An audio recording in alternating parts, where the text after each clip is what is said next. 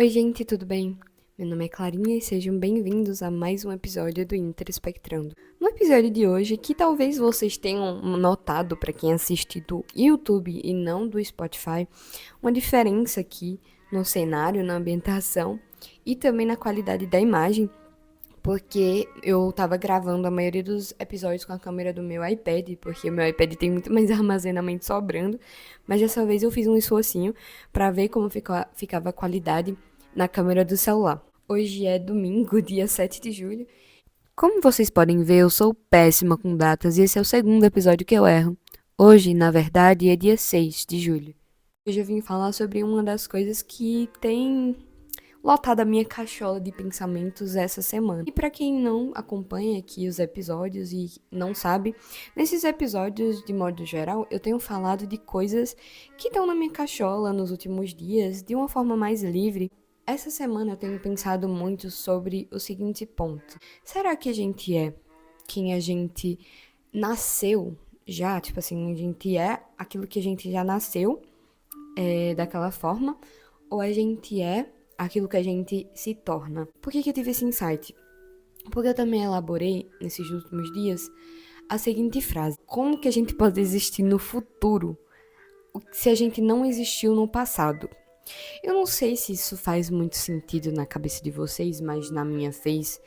Mas, tipo assim, se uma coisa não existe no passado, não tem como ela existir no futuro. Se o futuro, de certo modo, é continuação do passado. E se a Clarinha de agora, na idade que eu tô, na época que eu tô, tem um determinado insight, tem um determinado pensamento, isso significa que a Clarinha de 10 anos tinha também o potencial de ter, sabe?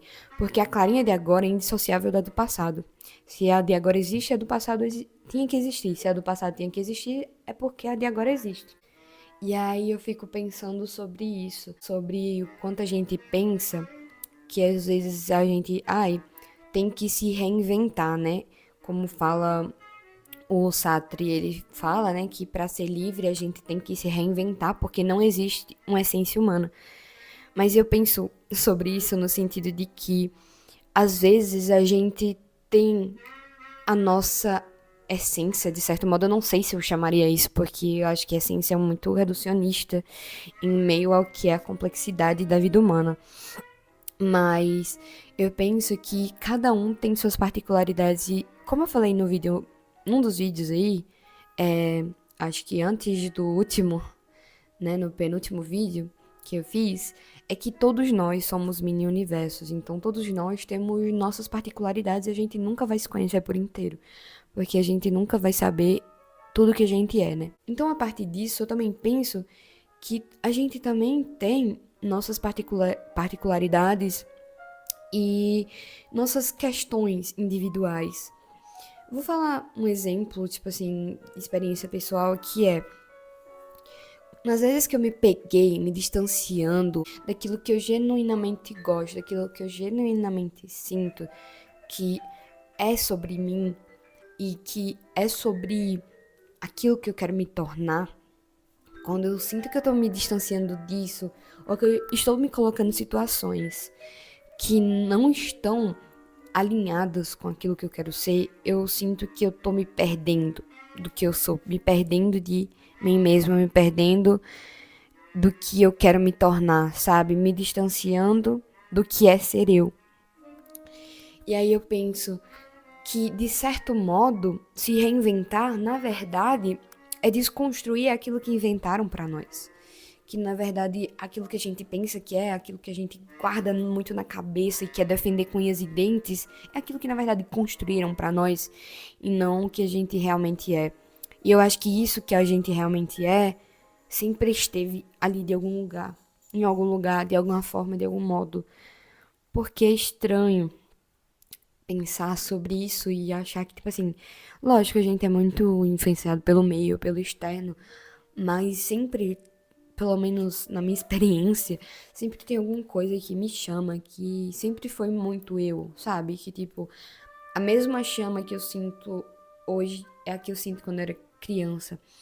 E eu lembro que quando eu era criança, eu também sempre tinha muito esse medo de, tipo, quando eu crescesse, E olha que eu não sou velha, né, gente? Tipo, eu tenho 18 anos agora. Mas eu não lembro de muita coisa, sei lá, com 10 anos eu não lembro muita coisa, mas 8 anos de diferença, né? Mas eu tinha muito medo de esquecer das minhas memórias e tudo mais. E pelo menos eu não esqueci que eu tinha medo de esquecer. Eu acho que já é um ponto. Mas, por exemplo, eu tinha muito medo de me esquecer das minhas experiências e, tipo, me tornar uma pessoa completamente desconhecida pra quem eu era. E eu acho que isso é uma coisa que eu ainda carrego, só que de uma forma diferente, de uma forma reformulada, né?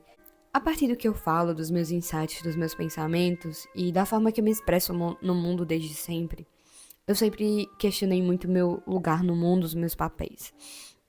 E uma das coisas que eu sempre questionei também foi o fato das pessoas acharem que eu sou autêntica, que eu sei me expressar e tudo mais, e enfim. Só que eu nunca sinto que é o suficiente. Tipo assim, eu sei que é uma questão de autocobrança, mas é como se eu quisesse o tempo todo estar explicando alguma coisa que eu não consigo explicar suficientemente. Eu não tenho palavras suficientes. Por mais que eu seja extremamente tagarela, é como se eu não conseguisse esclarecer minha alma, tá ligado? Não sei se faz sentido. Mas eu sinto como se eu tivesse a necessidade de esclarecer minha alma, porque eu sinto que a partir do que eu falo, eu não tô conseguindo expressar quem realmente eu sou. E isso me pega muito, porque pelo fato de me chamarem de autêntica, eu me questiono o que é essa autenticidade, e na maioria das vezes eu não sinto como se eu estivesse criando algo, mas na verdade, só sendo diferente daquilo que é imposto como não autenticidade, sabe? É uma coisa que eu já tentei elaborar, se alguém tiver palavras melhores pra isso, mas eu não sinto que eu sou autêntica de verdade. Mas é como se existisse um, um determinado tipo de ser e existisse a minha forma de ser. Que no caso existe a forma padrão, que é mais genérica possível. Tipo assim, a de não questionar, de não comunicar e, tipo, sei lá, obedecer ordens. E tem eu, que apesar de tudo, eu ainda acho que apesar das minhas formas de ser, da minha forma de questionar, eu ainda sou uma ratinha perto, tipo, das pessoas que são realmente rebeldes. Eu sou muito, assim, tipo assim, eu sigo muito normas, eu sou muito padrão em vários pontos, porque não tem como você fugir daquilo que é estabelecido pra você, mesmo que você fuja de alguma forma, ainda é dentro daquele sistema. Então não é como se, tipo assim, existe o sistema e existe dentro daquele sistema algumas pessoas que são um pouco mais expressivas ou que destoam um pouco mais da norma, mas na minha cabeça a autenticidade é tá fora. Não sei. Pode ser uma pira muito doida minha e eu acabe entrando em contradição e eu posso ter soado contraditória porque na minha própria cabeça eu sinto que eu tô soando contraditória. Mas no meio disso tudo é sobre isso, sobre o lugar de que eu não sinto que eu tô sendo o suficiente, mesmo as pessoas às vezes achando. E às vezes eu sou autêntica pra alguém que se expressa menos do que eu, sei lá. Pode ser isso também, que se expressa menos do que eu e que acha que o que eu tô fazendo já é muita coisa, porque perto dela ela se expressa muito menos e talvez eu expresse aquilo que ela gostaria de expressar minimamente. E, sabe, não sei se fez sentido. E é muito importante eu frisar um ponto aqui pra vocês. Quando eu faço todas essas brisas, não é no sentido definitivamente de impor verdades absolutas, isso são só suposições, são só reflexões que eu tenho. Eu pego determinados pontos pra debater, pra discutir aqui. Não é no sentido de impor nada, de nenhuma verdade absoluta, mas no sentido de pensar sobre determinados pontos, sabe? Sobre ir além daquilo que normalmente está nas nossas cabecinhas. E que às vezes a gente pensa e pensa que só existe essa forma de pensar sobre esse determinado ponto. Minha cabeça é muito ansiosa, então é impossível para mim pensar só de uma forma, eu já penso de todas as maneiras possíveis. Isso também me endoidece um pouco. Mas a gente tem que olhar também para os lados positivos disso. Não é só ansiedade, é só porque também eu sou uma pessoa reflexiva. Então, eu gosto de pensar sobre essas facetas. Eu acho que não existe uma resposta, mas eu acho que quem a gente tem que ser, a gente de alguma forma vai ser.